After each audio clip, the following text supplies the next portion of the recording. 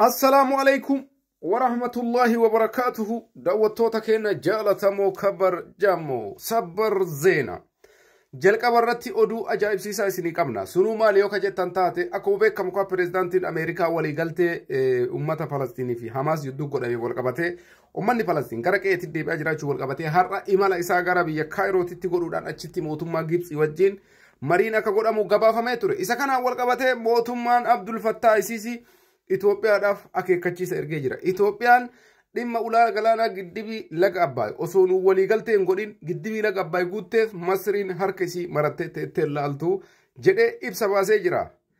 Kootu daffarii jennaan jechuudha nuti. Itoophiyaan hin sodaattu kaleessas har'as namni gootummaa Itoophiyaa barbaadu yoo jiraate dhaqee Itoophiyaa wajjin taaggaluu jechuudha. Kanaafuu jette afaanii bira dabrinee takbaariidhaan bishaan guutamee jira. Dhiiga uummata Itoophiyaatii fi aarsaa uummata Itoophiyaatiin giddibiin laga abbaay xumuramee jira. Kanarratti namni uummata Itoophiyaa as faraara'uu danda'u sodaachisuu danda'u tokkollee hin jiru. Itti aansuudhaan daawwattoota keenya odeeffannoon bira naannoo Amaaraa Goojjam keessatti Makalaakaa Saraawitiin faannoo 26 bakka takkatti hojiin ala godhuudhaan hedduu isaanii booji'ee faannoon taasifaa murattee guutuun isii harka kennachaa jiraachuu gabaafamee jira. Guyyaan borii ammoo guyyaa alaabaa Itoophiyaa ol kaastee harka mirgaa kanaan ol kaaftee jilbiiffattee alaabaan Itoophiyaa itti kabajamuudha.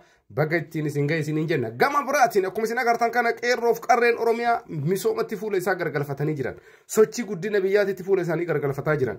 Pireezidaantii isaanii pireezidaantii naannoo Oromiyaa obbo Shimallis Abdiisaa wajjin qeerroof qarreen har'a pireezidaantii keenya kabajamoo jaalatamoo isin wajjin fotoo ka'uu qabna.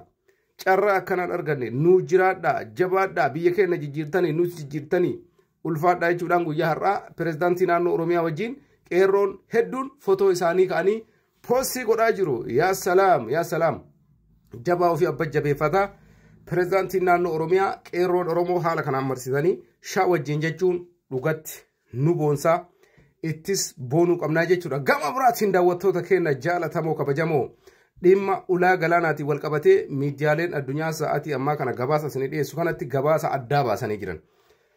Itoophiyaan dhimma ulaa galaanaa irratti mirga biyyummaa Eertiraa sarbuu osoo hin taane 1993 keessa dogoggora mootummaa wayyaanee Mallas Zeenaawii dalageen dhimmi ulaa galaanaa Itoophiyaa irraa fuudhamee gara Eertiraatti cituun dogoggora seenaa akka ta'e miidiyaan addunyaa wal jalaa fuudhee jira. Kanarratti ammoo Itoophiyaan ulaa galaanaa gaafachuun biyya tokko sarbuu osoo hin taane waan isii kaleessa dogoggoraan osoo uummanni Itoophiyaan barbaanne mootummaan ce'umsaa dabarsee kenne san deeffachuu akka ta'e miidiyaaleen addunyaa ifaan ifatti if gabaasaa jiran. Gama biraatiin odeeffannoon biraa pireezidaantiin Sumaalee Sheek Muhammad Hassan muummicha ministeera wajjin magaalaa Finfinnee keessatti har'as wal argee Itoophiyaan malee wanni na baasu hin jiru.